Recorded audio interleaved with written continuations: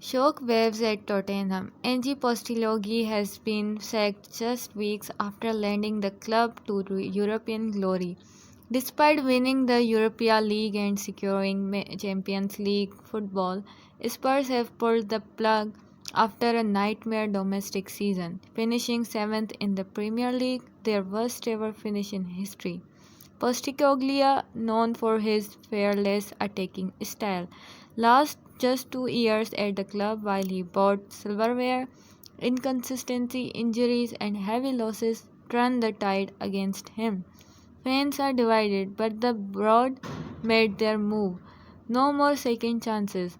Now attention shifts to his replacement. A Premier League manager is emerging as the front runner, and Spurs are moving fast. Names like Thomas Frank and Marco Silva are gaining serious momentum in the race. The Postecoglou era ends with drama, pride, and unfinished business. But a new chapter is coming, and it could change everything for Tottenham. Stay logged in, we will break it all down as the story unfolds. Thanks for watching.